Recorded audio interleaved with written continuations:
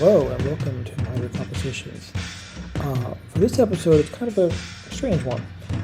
This is a conversation originally recorded with Erin Manning and Giovanni Marmont back in May, finding some overlaps and interesting sort of commonalities and differences between their work, particularly around the idea of use and sort of subtracting from use.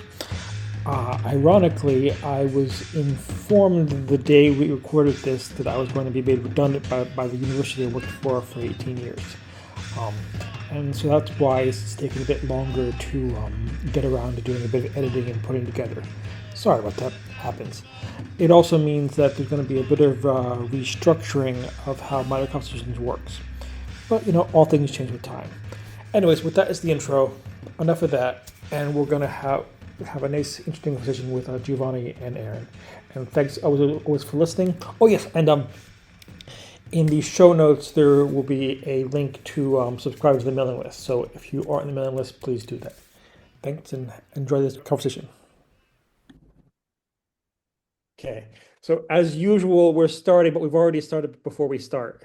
Um, I'm sure Stefano and Fred said something like that at some point. Anyways, we're always starting in the middle. We're always starting where we've already started. But yeah, so the idea here is thank you, Giovanni and Aaron, for coming along. The idea is to have a conversation, thinking about some overlaps and resonances between work both of you have been doing, and particularly around the idea of use, the idea of around minor sociality. But the idea, and what I wanted to approach is I'm thinking about this not trying to like force you into commonality. And if anything, I think so there'll be some interesting sort of like resonant differences that we can sort of like play with. And that I think that'll be the kind of fun part, right? But to start with, I guess my first thought is that both of you engage with sort of concepts of use, but not as a sort of neutral tool, but thinking of use as something of that shapes how we organize life, how we live, how we organize relationships, and are organized by our relationships. Um, so not as a sort of like just like neutral sense of use, but sort of use bound up with power, structuring whom and how we relate and what ends we orient ourselves to. Um, so in the tricky part, we're gonna sort of like orient ourselves around a word that we're probably going to dance around in different ways, but see if we can have fun. My initial thought is I think Erin's work. I think you tend to think more about thinking about withdrawal, non-use, thinking about the rhythms of the more than human. And I think Giovanni, I think you're more trying to think about forms of experimenting in use or in relation to use. And I think that's a sort of interesting point to start from. And I'm just thinking about sort of like, are there ways that we can sort of like think about use not structured around control, mastery, improvement? I mean, maybe that gets sort of towards something like study, or something like thinking about use in terms of what we're already always entangled with, what we're always participating with, rather than trying to direct them, trying to almost relate with them. Um, yeah. So I think that that's a great question, and I was thinking about that this morning because Giovanni, I loved your book, and I loved the deviations of use that you're engaged in, and maybe it would be helpful for me to say that I always try to work in paradoxes, right? So, this morning I was helping Ro, who's here listening, to build a greenhouse at the same time, chopping wood and getting it ready for next year. So my life is full of use, right? Like all the time. And so the pragmatics of the useless is not the opposite of use for me. It's the opposite of the representation of the useful. So I'm interested in the question of pragmatics on the one hand and representation on the other. So for me, a representation of the useful would be precisely for those of you who were listening before talking about being controlled by the university wants representations of the useful. They want to be able to make it a metric. And a pragmatics of the useless for me has to do with value not being pre-ascribed. So it isn't about something having no use. It's something exposing this its kind of surplus value of life, to use something that Brian Masumi might say. Um, yeah, well, first of all, just if I can, I wanted to use the opportunity to say thank you for engaging with the book, Erin. And if you read the book, you know that I likewise have been greatly inspired by your work for a long time. And I think I like how you framed the start of this conversation, Stephen, by looking at, as you put it, resonant differences, because as I've been, as I said, drawing a lot on Erin's work and Erin's collaborators' work as well, Brian Masumi being one of them, I've tried to kind of to present an intervention that could be complementary to some of the important, insight that Erin has presented over the years. In in my case, although I think it was clear enough to me, Erin, that your pragmatics of the useless was not a rejection of use. And at the same time, it seems equally clear to me that use is, in the common imaginary, very tightly tangled up with questions of usefulness, to the point that it's almost impossible. So much work has to go into undoing that connection, and one of the main things I've been trying to do in the book is to undo that and to try and show that the two do coexist a lot, and use does feature as a prime terrain for individuation and for that kind of normative framework of assessment and evaluation and kind of individual pursuit. But at the same time, it could be something else, and it could be, as far as I see it, at least, it could be a field where we renew, revisit, protect, rediscover, and maybe study the way in which we are already always entangled, always, and being always in use in situations of use means always already being in part of sociality, right? Exactly. Yeah.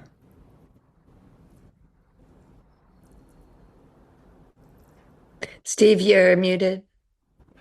You would think years into COVID, I would not make that mistake. But I like the distinction you're making, Aaron, between almost like use and representation of use. And in certain ways, it reminds me a bit of the way that Marx talks about the difference between use value and exchange value. And at one point, he says, Yeah. actually, exchange value is really just a very particular form of use value under very particular historical and social determinations. And the problem is that we tend to reduce all of value to the one representation. In a certain way, the thing like you were saying before we started, if it's for certain from the perspective, if it's not seen, it doesn't exist. But also, if you don't know what it is before you do it, it also doesn't exist. Yeah. So there's all these ways of engaging which are outside of a preset conception of usefulness that are being opened up by trying to almost get outside that. Yeah. Um, and I think that's what's really enriching is thinking about, if we try to get outside of the framework, what else do we find? What other kinds of ways to engage, the things that we're already enmeshed in?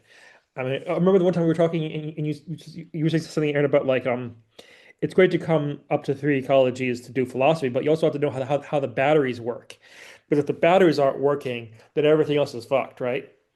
So it's almost like there's certain things that are very, very sort of like, yeah, you stay with them. Other things where you look outside to see what else can you find. What are we already or what are we already part of? No, exactly. Yeah, I think it's it's really interesting because we're using a word, use, and we're tending it to in two directions. Like in the one direction, I think the point you make, Stephen, is really right. In the one direction, it's toward exchange value and productivity and all of the ways in which we understand whiteness to manifest and to hold on to its power and normopathy. And on the other hand, use is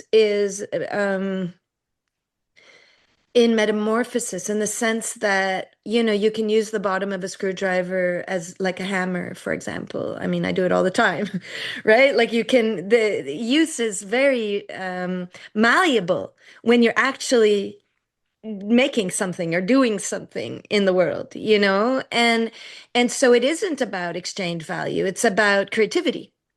And there's this tension between the two. And I tend to be really, really interested in pragmatics, in the sense that I really am interested in doing. Practice is at the heart of everything that keeps me in this world.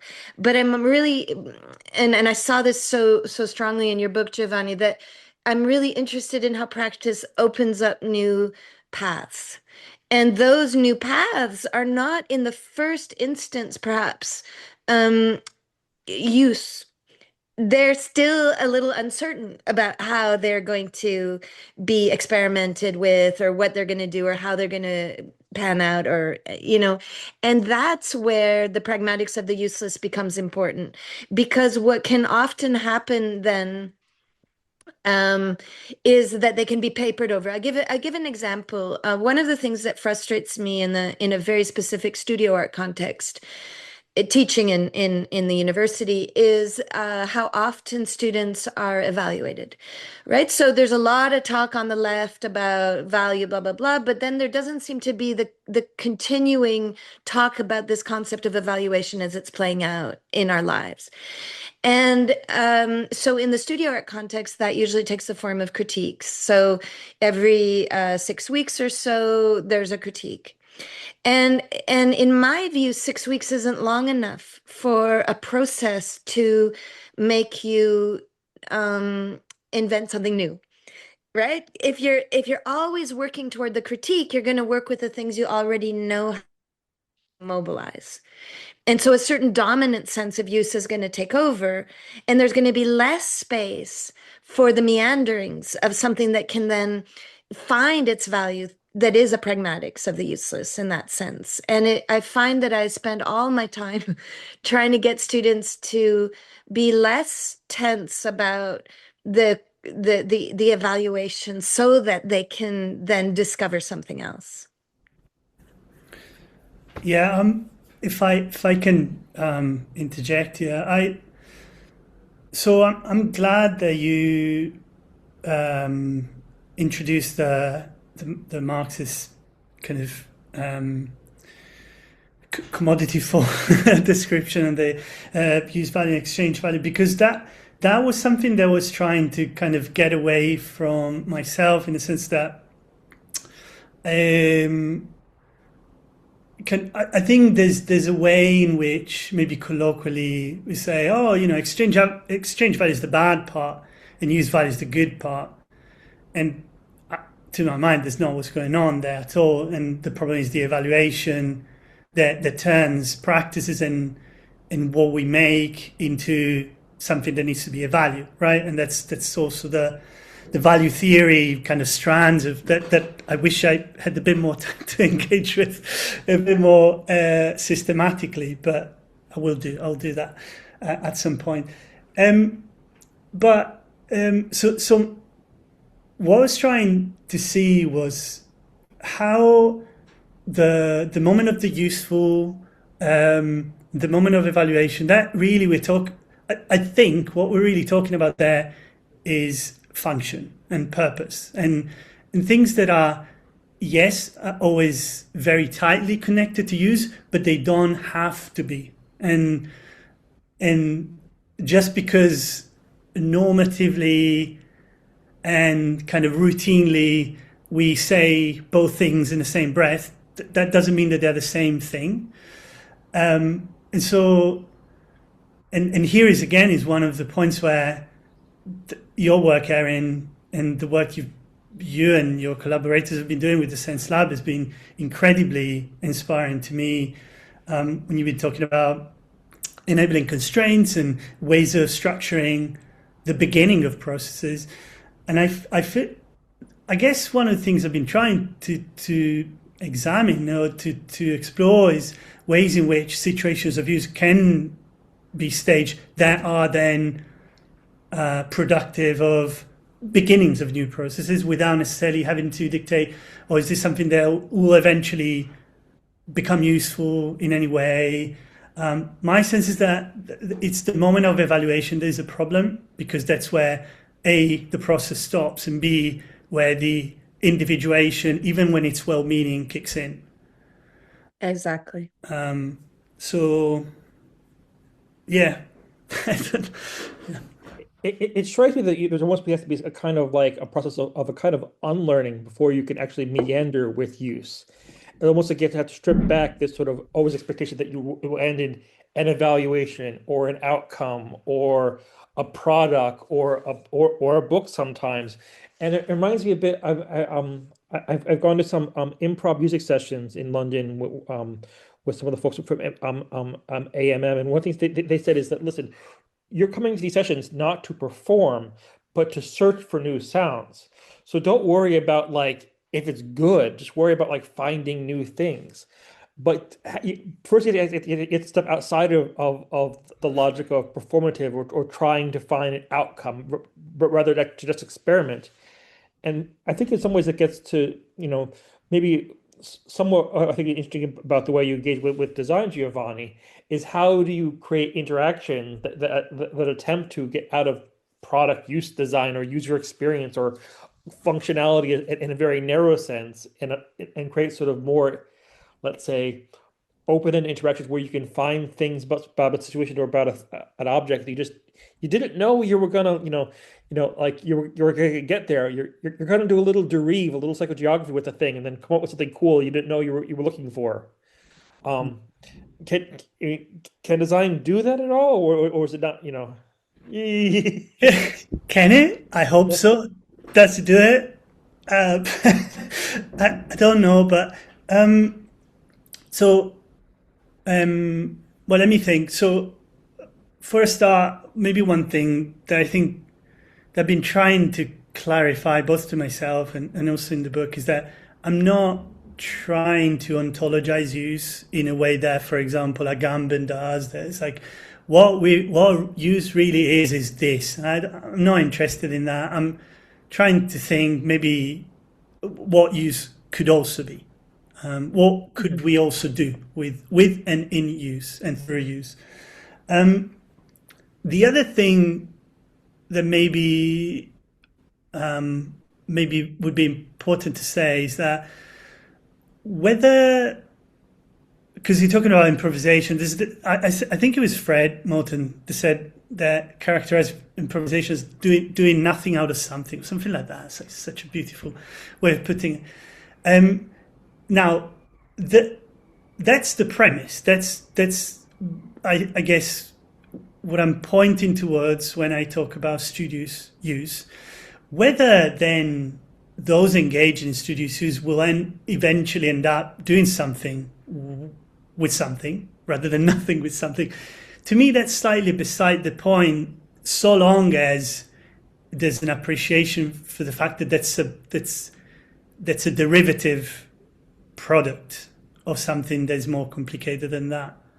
And that's, that I want to think that design, but very kind of small d, in no way capital D, but smaller than small, minor d, maybe.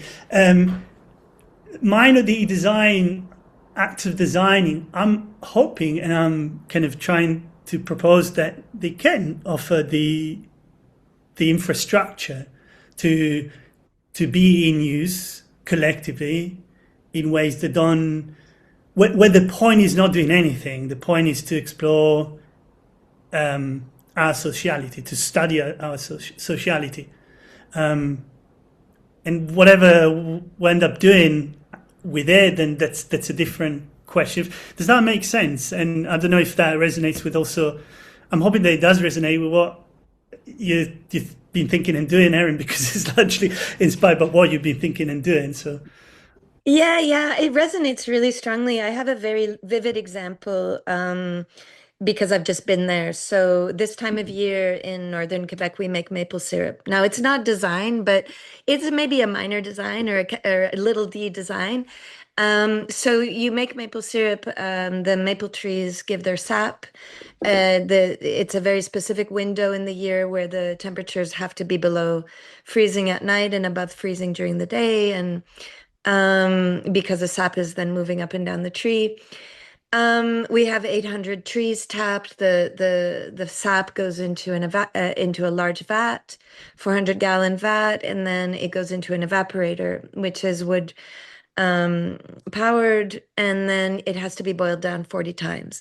So there you have a design process that is very clear, right? Like you have different components, and you can't make cheese out of it. Like it has, its constraints are clear, but every single batch tastes different.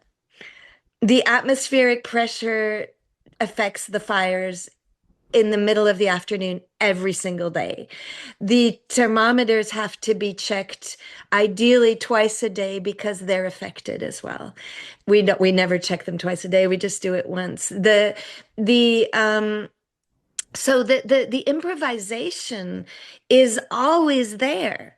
But what can happen, and what did happen at some points with Sense Lab, is that we could get too enamored of process and forget all the ways in which the constraints are allowing that process to occur.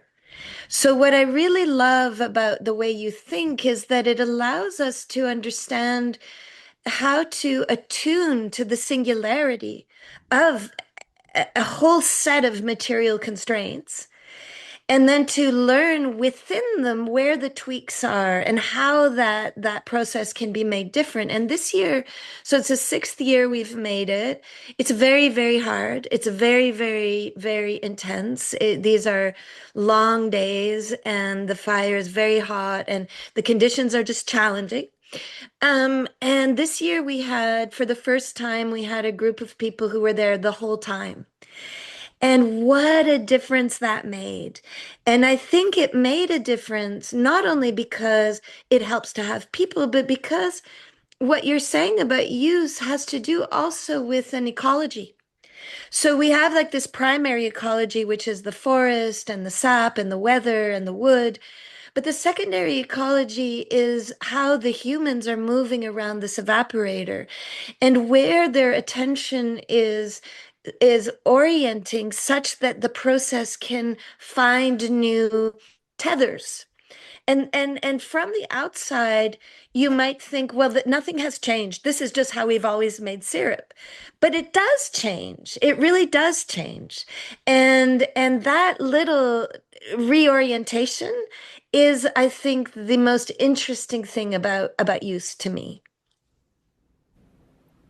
That's amazing to hear. Now, whenever I hear you speaking about the three ecologies, it makes me really want to find the time to travel and come and visit and taste the maple syrup. I'm a big fan of maple syrup. Oh, you have to come. I'll try my best. I've got a little one as well.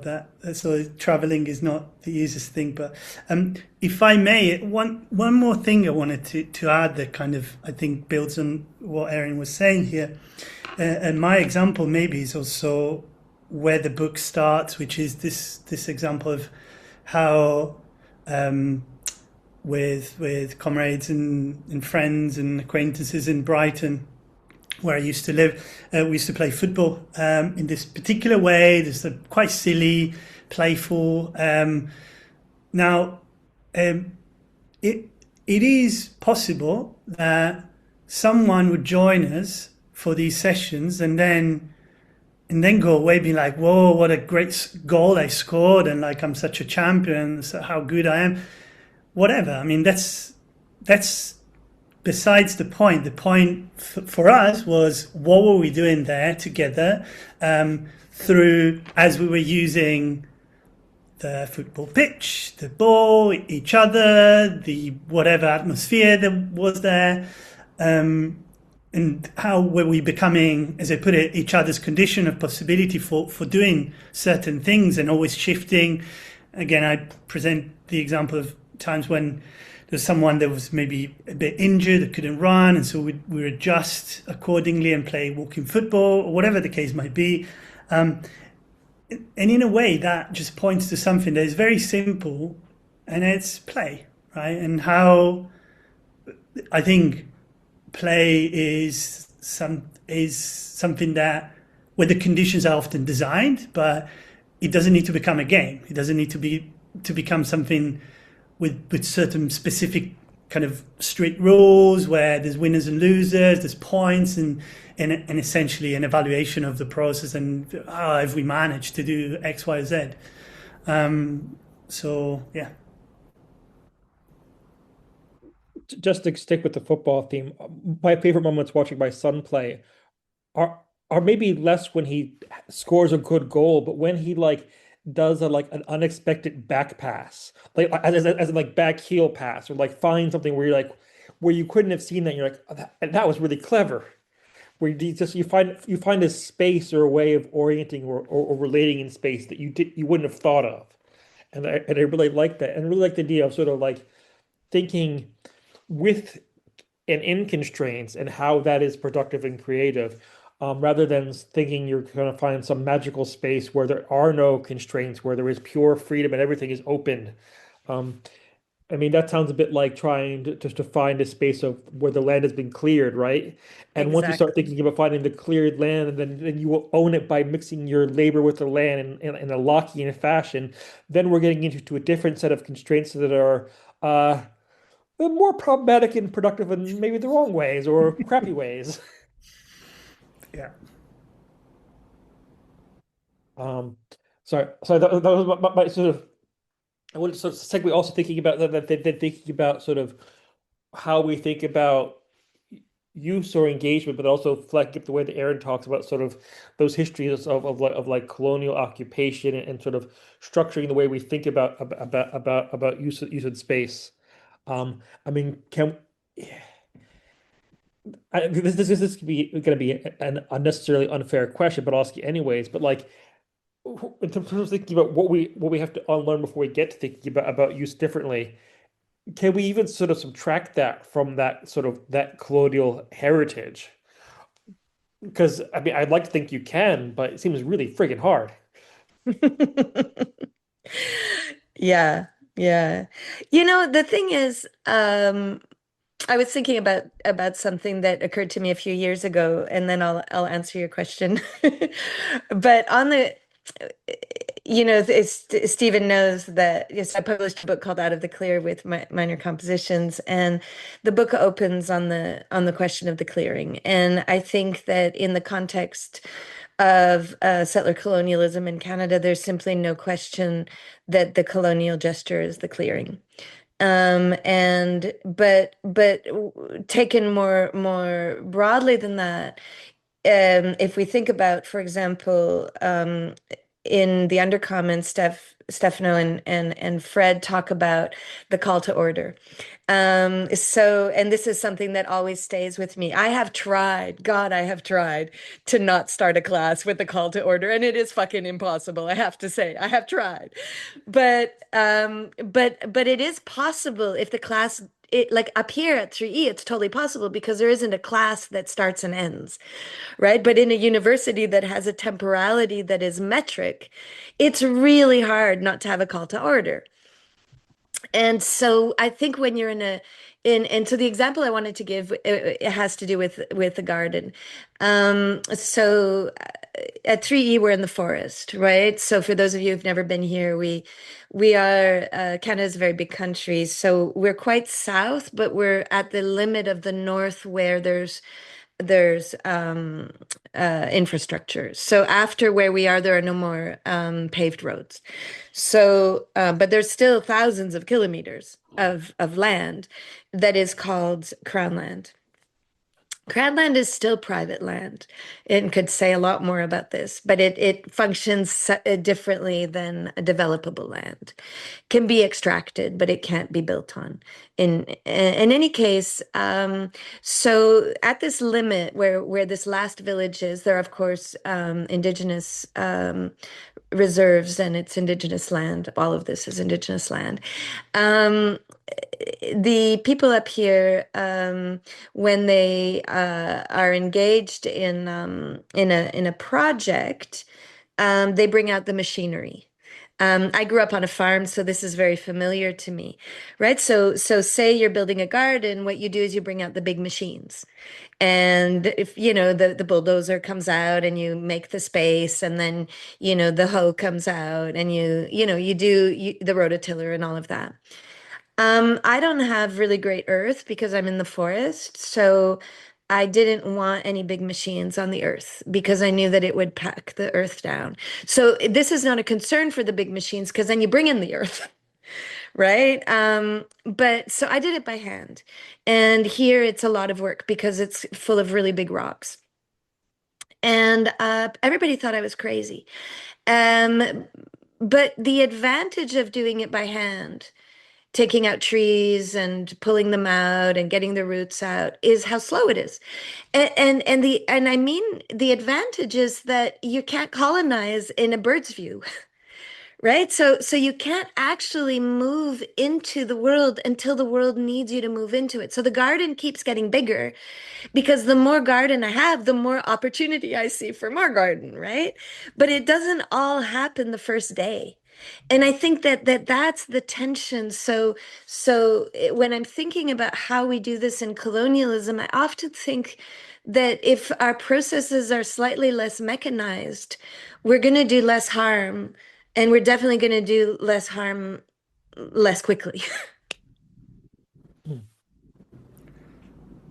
I mean, this sounds like it was more of a question, I guess, related to the context and the point of view where that Erin is writing from. One thing I was going to say is that quite late into the process of writing the book, I started trying to engage with the connection between use and land. And one of the ways in which I got into that was by reading an incredible book by Brenna Bandha, Colonial Lives of Property. And in that book, Bandha talks a lot about how a certain modality of use has been instrumental in colonial practices and colonial projects by connecting use and improvement, right, in the ways that I guess that you were alluding to, Stephen. And I guess what I've tried to be attentive to was how that cultivation can happen, obviously, in a very concrete way on the land. So the cultivation of the land, but it can also be, and I would argue the two are kind of intersecting in important ways. Also, cultivation of the self, right? And so how does use become this form of self-cultivation?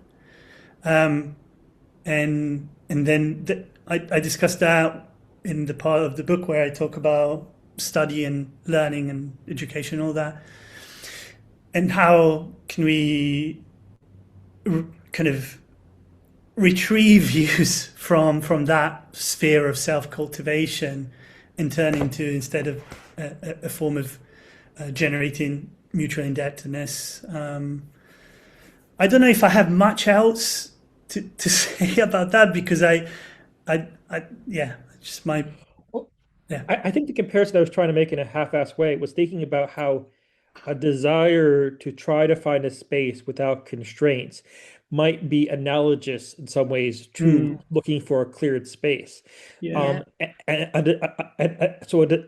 Anytime you're trying to find a space for to study together, you're not going to find a space that's not already embedded in some past history. I mean, just give you a example. I remember once I was writing something and I sent a draft to Stefano, and it was about consensus decision-making processes in the anti-globalization movement, and thinking through about, oh, isn't this a much better process and how it changes relationships?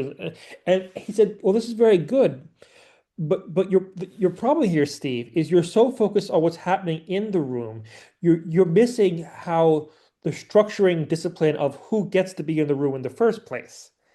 Um, and I think it was a good question because if you only focus on that thing without the interact without the context, if you try to face a study without thinking about how you got there or what structure makes possible that space to begin with, like you're always kind of like leaving out some of the, in some ways, hardest, thorniest questions, but like that's a problem.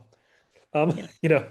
Um, so yeah. So I'm thinking through for instance, Giovanni, how would you think about like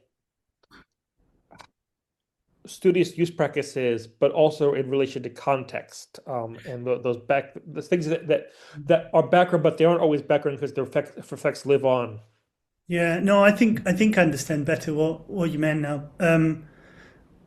So I certainly, well, I'm hoping that the what I talk about in the book is not doesn't come across as a call for purity or this kind of like retreat into like a space of lack of interference and whatnot.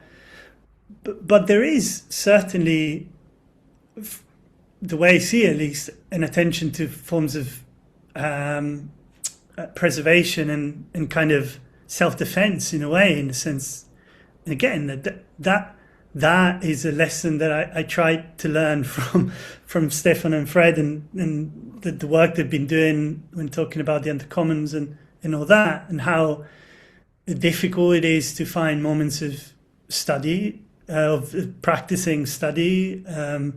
And by study, obviously here we mean not just reading books, but practicing the way in which we're always already, indebted to one another. And that is a debt that should not be repaid, and that should be reinvented and circulated in ever new ways. And so, to a degree, there is I don't know if I would call it violence, but there is an element of attempting to fend off the kind of the attempted kind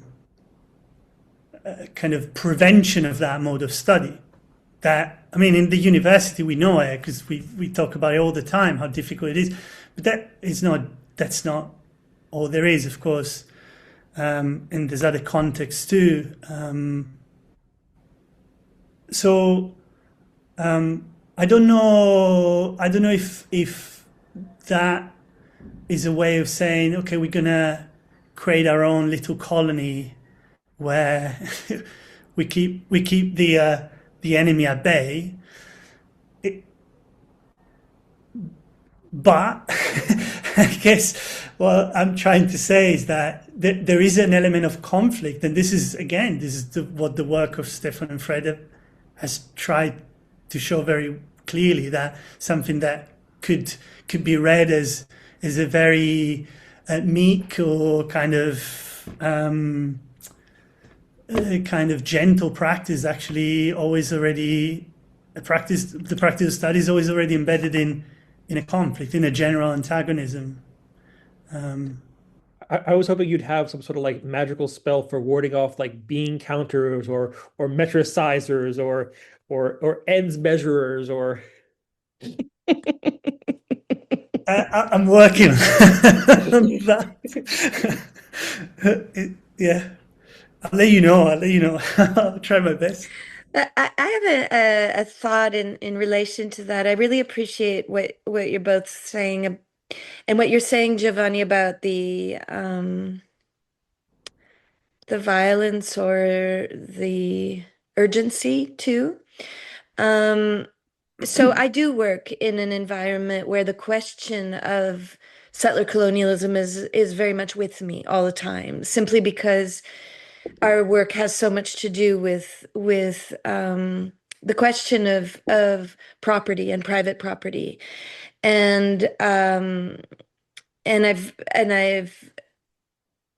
as you probably know, or as you may know, a big part of the Three Ecologies project is figuring out how to legally give land back to itself.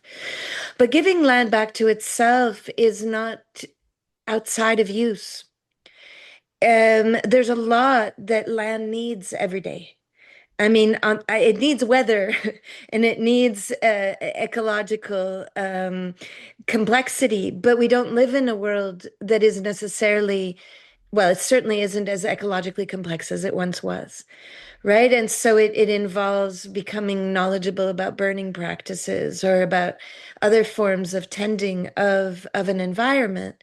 And then also tending of the humans that are in that environment to learn better how to um at the very physical level how to work with the land, but also how to be in a non-propertied mode, which is quite challenging when property has been the form of insurance. It has marketed itself into our lives in very, very specific ways. But I'm thinking about another example that was quite important to me. So when we got the land, I'd spent quite a few years trying to figure out whose unceded land we were on. Because we're in a bit of a corner here at Three East. So there's the Anishinaabe on one side, the Atikamekw on the other side, the West Carini that were mostly disseminated, the Algonquin, which are part of the Anishinaabe. And it wasn't clear to me whose land we were on, and I wanted to know. And I kept sending out, I called people, but I just wasn't getting anywhere. And just in general, getting information about Indigenous issues around the area was quite difficult. Partly because, well, mostly I think because I'm an outsider. And this is a village where everybody is related to everybody else. So, and people up here would never go down to the city in Montreal. Like it's another world. And the closest Indigenous reservations, Manawan, is about an hour away. There are roads going north from here, but they're all unpaved roads, so they're logging roads. Anyway, pretty suddenly, I mean, out of the blue, a year ago, probably almost exactly a year ago, I got a call from Manawan. And they called me, and suddenly like a door opened. They told me whose land it was. They told me to be careful because the family who had the land were into mining and would probably sell it or destroy it. So they were supportive of finding other ways. I was contacted by hereditary chiefs who are outside the band system. But one of the things they said to me, and the reason they contacted me, was that they were curious about the Three Ecologies project. But what they were curious about, or what they were interested in, was that we hadn't tried to pull them in. And they were thankful for that. So a very typical colonial gesture is to go to the people who have been oppressed and try to get attention from them. And we do it in all kinds of ways, and we think of ourselves as helpful and but it's a weight. And what they said to me was that they found it really interesting that we were doing the training for colonizers. Now, I didn't really want to see our project as doing training for colonizers, but I did see that what they were saying is that's work that is exhausting for us to do, and it's really good for you guys to figure out how you feel about property and land and so on. And now shall we collaborate? So that was really interesting to me about your question, Stephen, about like how do you do this outside of colonialism? I don't think you ever do it outside of colonialism, but my hope is that if we think about the three aspects of property, so use, usufruct, and abuses, that we can really become more articulate with each other about abuses. So the right to destroy, which is part of property, and in that, think about the logistics again, to think with Fred and Stefano, like what are the logistics that allow for abuses to continue unabated without our having the discussion that property, like what distinguishes property from other things is the right to destroy it. Mm. If I can give a kind of silly example, thinking about how we're dealing with this with binary compositions. As you know, part of the logic is trying to be open and make things freely available, and trying to not be caught in a logic of efficiency and control and rationality. And that's really good. But one of the projects we've been working on recently is a book called a project called ServPub, which says a lot of the tools that we use involved in publishing, from like Word to InDesign to all digital tools, are basically all produced by those sort of like crappy corporate capitalists who try to extract maximum possible values. What if with other sets of tools in terms of digital networks and relationships that didn't do that? And great idea. I love the idea. But what they discovered working on the project is, how do I put this kindly, the shit was broken like 80% of the time. And while I totally get points about like the labor of care and attentiveness, I was getting really, really angry about, no, I just want the shit to work. And without meaning to, I backed right back into a logic of efficiency and functionality. And parts, because I love the idea of having a lot of time to sort of like, work with the land by hand. But I oftentimes don't have that much time to do this with working on projects, right? So it's funny how then you end up backing into a similar logic even without meaning to. I just have to say, Stephen, like we went from living in the city and riding our bicycles everywhere to owning a truck and two cars and about six generators. And, like there's nothing clean or like straightforward about this. And I definitely want the generators to work. And right now I hear the sound of the oil powered splitter, and we're running a quad for that. So I think that um, the body too is a machine, and Mm, there's a limit to what that machine can handle.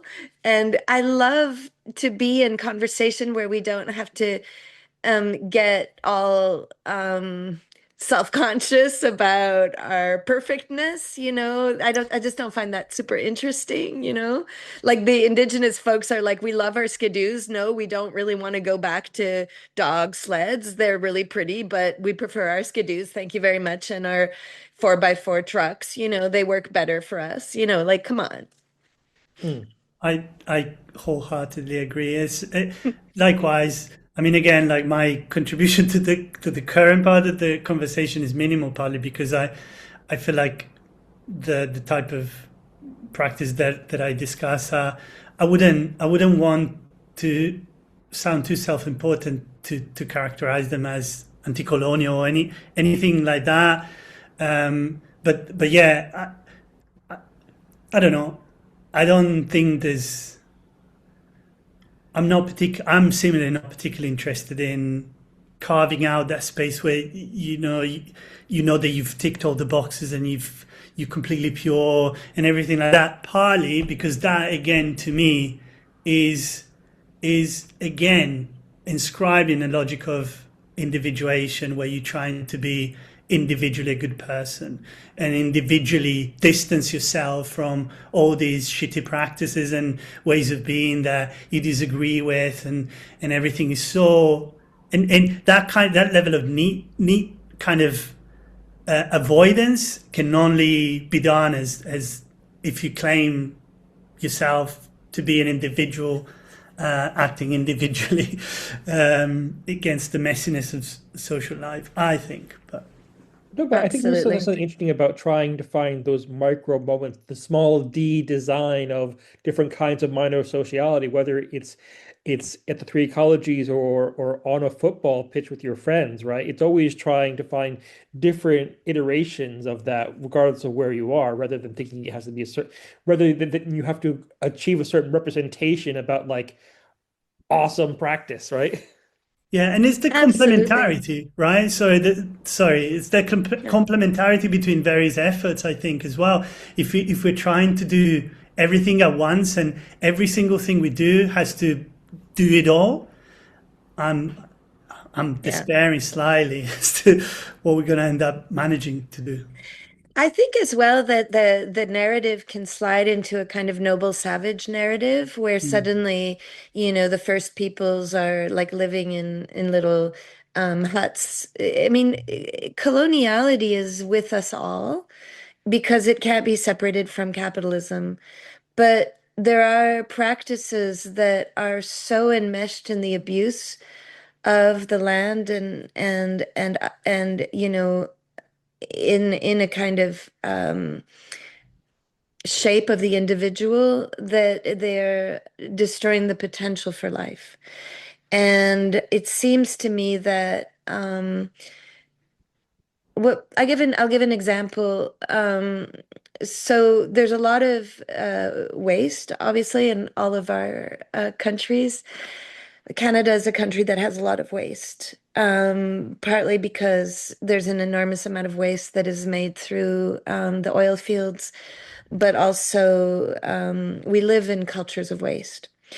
And then there's the fact that the PCBs and all of the many of the chemicals used agriculturally are connect to cold molecules, and so they find themselves up in the north. So, for example, the ocean up in the north is so unhealthy that Inuit women can't eat the fish and they can't breastfeed because their breast milk is full of PCBs. So the waste has managed to find its way, unaccompanied by humans into the north. And the north is also a repository for actual waste, like enormous amounts of waste dumps. But there's an interesting conversation amongst the northern Indigenous peoples in Quebec and in Ontario and in Saskatchewan about not hiding the waste. And I know this conversation also happens in Australia amongst Indigenous peoples. For them, colonialism is this desire to pretend that the waste isn't there. Right? So thinking about like rather than thinking about I mean my example of the garden was really just because you can destroy less that way, but thinking about what it is that we presume the decolonial to be, I find myself defensive and aggravated by the term decolonial a lot because it feels often like rhetoric rather than practice to me. But the practice, what is it like to live with the waste, and what are practices that are committed to not putting it underground, and I think, like just to finish that thought, there's tension here in Quebec and in other parts of Canada between the band chiefs and the hereditary chiefs and the Indigenous communities. The band chiefs, they run the reservations. They're in a colonial model, whereas the hereditary chiefs are the ones who preside over the lands that have moved through the matrilineal line and have continue to be custodians of that land that has no treaties, that is not protected from a government perspective. The hereditary chiefs are very critical of the band chiefs. Um, these are both indigenous peoples, right? And they're operating in a complexity. And one of the things that I struggle with when we speak about the colonial is that we speak about it too often like it's all one thing and like the decolonial is all one thing, and I just don't think it is. And I think it has to do with with really exactly the kind of work you're doing, Giovanni, around thinking about moving use in different ways, you know? Mm. Could we think about sort of the movement of different forms of use in relationship to, let's say, modes of minor sociality, and not trying to find the sort of epic model thing, but rather actually just a sort of interesting minor interaction, which goes in often a different direction. Uh, the swerve of the Kleineman, I guess. Um,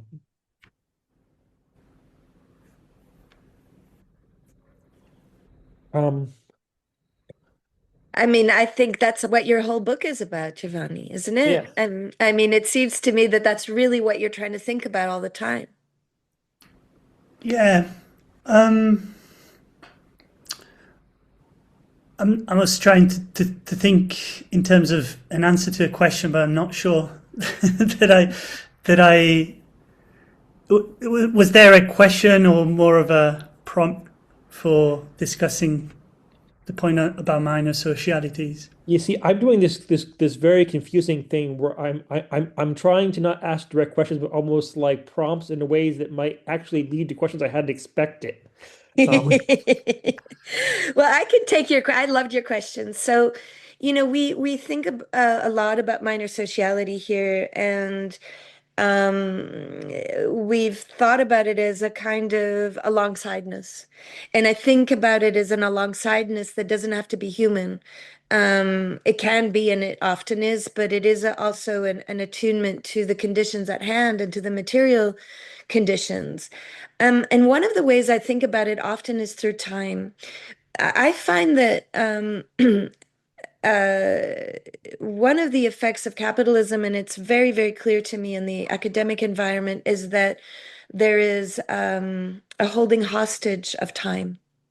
People are always saying how busy they are. And I'm never convinced. I think new parents are really busy and single parents are really busy. But I don't think academia makes us busy. I mean, and I say that knowing that I'm working way too many hours every week. It's not that I don't think we work a lot, but if if we looked at that work and tried to think about where value was, there's a lot of that work we wouldn't do anymore. And a lot of the time we opt out of other forms of life and practice because of that work that is not building forms of minor sociality or an aesthetic sociality, to think with Fred and Stefano.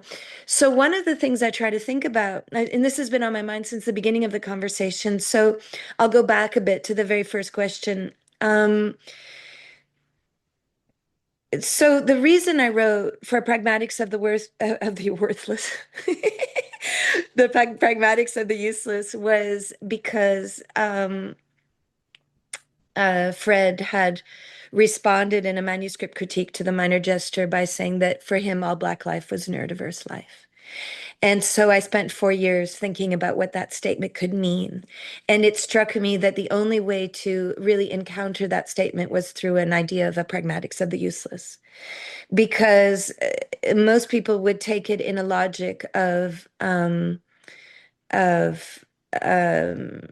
mutual exclusion. So if you say all Black life is neurodiverse life, people will individualize it and say all Black people are autistic, or all, find very normative ways of thinking it, which was obviously not what Fred meant. I think what Fred meant is that Blackness can't be colonized. Black people can be, but Blackness can't be.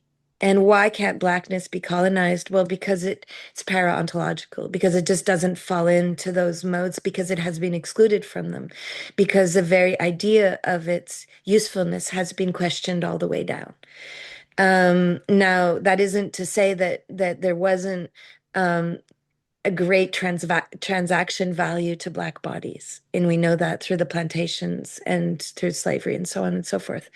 But but I think what I learned from that, and speaking with Fred and Stefano and reading them and really being busy with that question was that they were giving with the Undercommons and then later with All Incomplete, they were giving me the gift of thinking about modes of encounter that didn't have to be reduced to metrics. I didn't have to be busy all the time. I could have time. I guess to go back to the beginning there, like the question is, does the university make you busy, or does your willingness to submit to an injunction to always appear to be representative as being busy actually create at least part of that effect? I mean, Right. So I found that if I, for example, if there is time, like I'm looking at you, Giovanni, you mentioned you have a small child. If your child turns to you, you'll have time. You just will. When you go to all those soccer games, you're always going to have time, Stephen. We have time, right? In the back of our consciousness, we fear for the things that are getting like, all of those emails adding up and all of the work. Like I know, but isn't the revolution to have time? That's something I think about a lot. Can I? That's really great. And maybe I'm a slow thinker, and so maybe I just need for you, Erin, to save me and step in and kind of and buy me a bit of time to think out how to address this. But two things that maybe I can say. One is, and Stephen, we talked about this in a different context, but one of the things that I was trying my best to not do was to reduce the problem of individuation, of possessive individualism, however you want to put it or call it, to a question of the libidinal economies of individualism. And what that means to me is that I think there's a pretty clear cut and a kind of simple argument that can be made about all the ways in which we are enticed to perform and see ourselves as individuals, and all these desires and all these kind of ways in which capitalism makes it very appealing to be an individual. And that's been done, and it's really important work, I think. But one of the things that I was trying also to say is that first of all, that call is not for everyone. Is demonstrably, I think, not true, and not demonstrated by myself, but by many others that are much better at demonstrating that than I am. It's demonstrably not true that call for everyone to be like an entrepreneurial self and all the rest of it is aimed at everyone, not least because capitalism needs the diversification of subjectivities to work. But also that sometimes, and again, like in universities, we know that, and we know it in other contexts too, that sometimes that individuation comes knocking our door, not by saying, hey, come follow me, but being like, now you're under arrest and you're coming with me. And in other words, it's something that is imposed on us, and it's very difficult to escape, not because we don't know any better, but because we're held at, metaphorically, or sometimes not metaphorically, we're held at gunpoint. And so what do we do with that? So that's one thing. That was trying to add a bit of nuance to a critique of individualism that I think sometimes a bit too quickly falls into that perspective. And the other thing I was going to say about the minor socialities is that towards the end of the book, I start reflecting on whether playing football and and playing with these like strange machines that I build with others and doing this kind of experiments in studious is a bit kind of self-indulgent in the current circumstances, but I do have to wonder what is enough. What is it? Do we risk, if we make a hierarchy of priorities that is very, very strict, and so we need to go down the list before we get to anything else? do we risk then repeating the same modes of relationality that we know and that we know are bad? And do we get anything done at all? And so I guess a studious use for me exists within the realm of minor socialities, in the sense that, in a way, maybe it's like, you could say, is a preparatory type of practice, is a background practice, is a kind of however you want to frame it, but it's a way in which we can attune ourselves and each other to ways of relating and that don't subscribe to, say, for example, interpersonality. They're still, as Erin has, discussed many times really well, is still very much squarely within the framework of one and one plus one plus one plus one, or commonality. All these ways in which, sometimes well-meaning, but ways in which we try to do good work, but then these logics and these logistics of individuation keeps coming in, and in a way, maybe we could say, infecting how we do the work that we need to do, the more important work that we need to do. And so, for me, what I was trying to do with the studious use is to contribute to to what I hope is a very diverse set of practices that we can engage in to undo those things. It's not the work that we need to do, but it helps with the work that we need to do, if that makes sense. Or hopefully it helps. Yeah. No, if I could add to that, I think that's really beautiful, and I could add an angle to that. So, I mentioned that we were buying land to take it out of the property market. It is really truly an example of uselessness, right? So every time we have any money, we throw it at the land in order to buy land, in order to never get that money back, right? I mean, it is, and it really is useless. I mean, the little bit of land that we're buying is not going to change anything, right? So like there is absolutely no sense on our part that we're, even having an ecological impact.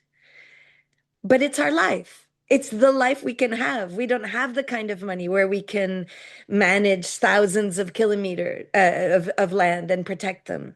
So what we can do is create socialities around the question of property, to think hard about and to be in the study of private property, and to be in the curiosity of modes of learning around that, which also involves napping and reading philosophy and making food and tending children. And so you say, is this the thing? Well, it is the life, right? Like we're not living another life. And I think practicing feels like the one thing we can do.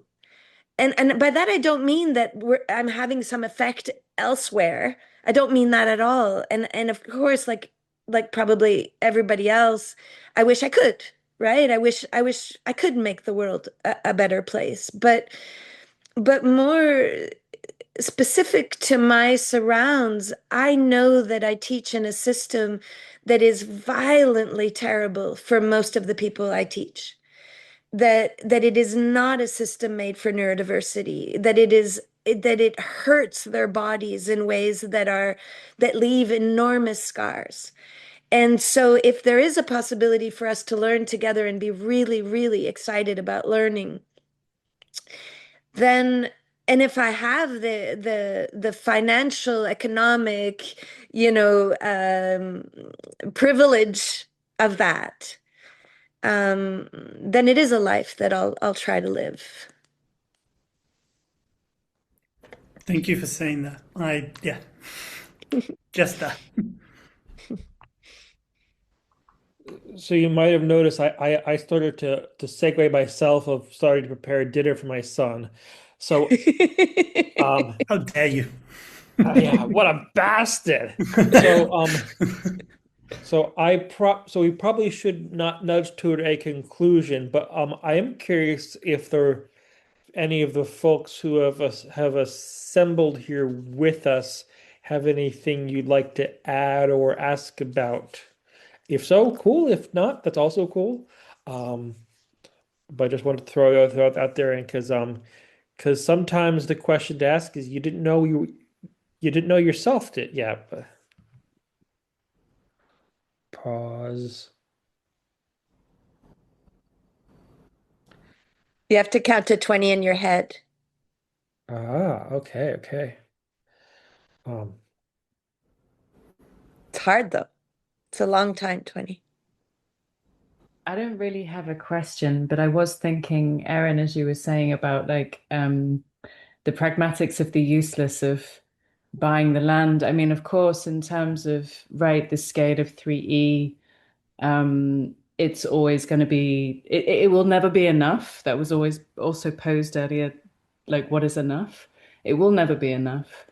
But at the same time, and I can't pull it back, but maybe you remember better the conversation that Brian was having the other day, Brian Masumi, in Italy. And there was, in that conversation also came up like, you know, the kind of cynicism of Occupy or the Arab Springs or Raja, like that the Rajov, sorry, that are not enough or not doing anything, but of course they are, right? Actually. And in that sense, I don't know, that came up for me with the project of 3E, that actually it does do more, right? Even at this small scale, it does. So I just wanted to counter that a little bit or bring in this other angle. Thank you, Ro. Ro's here, been here. She was a big part of that mapling story that I told, trying to lure people. So if you come and visit us, you get to be in that house that she's in. I think that I had something to say that was very specific. Um, oh yes, what I was going to say is that so it was 2013. And I had never met Stephen, and I picked up the Undercommons, and I read the book, I think 3 times. And I knew that I wanted to know Stephen, and I wanted to know Stefano, and I wanted to know Fred. And I wrote Fred and Stefano both, but maybe at first just Fred. And I said, Fred, you don't know me, but I need to tell you that this book is walking with me. It's in my bag. And Fred said to me, well, Erin, always more than one. Your book is in my bag. And I always hold this kind of image, you know, that we walk with each other, right? Giovanni, your book has been in my bag. And Stephen, I've pestered now to publish 2 books. And Stephen's, you said the most beautiful thing to me after Unsettled got rejected 8 times because people felt that it was a dangerous book, God knows why. And you said that you were doing like a Maria Kondo moment, weren't you? Saying like, if it feels good, I'll publish it. And so in a way you allowed Unsettled to be in the world. And so I just want to say that I think we don't know the degree to which the traveling happens. But I think it does happen. And it happens maybe in ways that are much more minor than we could ever imagine. You know, a sentence someone said, or even just the fact that someone is doing something like Stephen, just the fact that minor compositions exists has made a lot of thinking possible for me as you know, we become mired in a publishing world that is losing money at every turn and becoming more and more conservative. If I can say, apart from echoing what, and well, thanks, Erin. Apart from echoing what you said so beautifully, I think again the problem becomes with that logic of what is enough and what has an impact is that, and I'm not saying anything obviously that we don't know already, but that trying that there's an audit logic and an accounting logic that kind of seeps into that mode of activism where it's like, oh, can we demonstrate that we've achieved X, Y, or Z, and that how big is the effect and all the rest of it, and Horrible, isn't it? It's really and funny. so It's like a cell, Yeah. isn't it? As opposed to so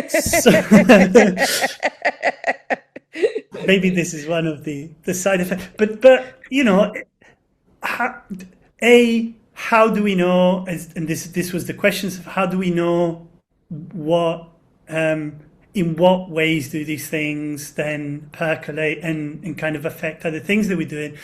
And B, do we want and need to know and to keep tabs and to account for them? And that's maybe some of the stuff that I was also trying to suggest by rethinking and redoing, maybe use by, that way Agamben says means without ends, and like trying to stay away from having to find the end and having to figure out what was the purpose and what was the efficacy and all the rest of it, and trusting that our practices will reach other people's bags. in keeping with that metaphor.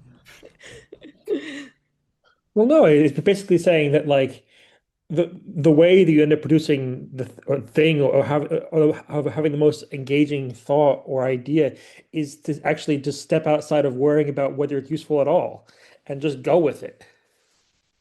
You're right, or maybe not, but yeah. Um, yeah.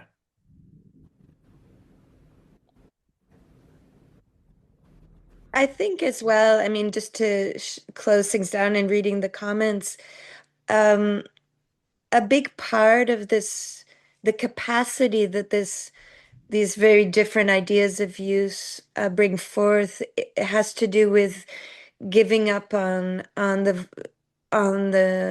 premise of scarcity. I think that, to go back to the time conversation, the reason it bothers me is that it is premised on an idea of scarcity. And so we become the mobilizers of that scarcity. And that then gets amplified through all the forms of critique that we're supposed to be engaged in. But if we're not engaged in those forms of critique, if we're actually learning with and from each other, if we're actually trying to figure out what enabling constraints can be interesting and kind of steal them, as it were, then we're in an environment that's capacious. And in that capaciousness, then there is opportunity for there is energy, right? Because the thing that is happening is that our bodies are taught with anxiety. They're taught with exhaustion. And so how do you mitigate that? By refusing the university or the world refuses you. And I think so there, like to loop back to the beginning, what you were saying, Stephen, I often think about refusal in the way that Saidiya Hartman or Tina Kapt think about it, where refusal is not frontal. It's not like I'm not going to take that world. It's a refusal to be frontal to that world. It's a refusal, like what Stefano was saying, like don't let them take all the space in your imagination. Where's another way that you can go build a weird machine in studious use? Like how is that possible?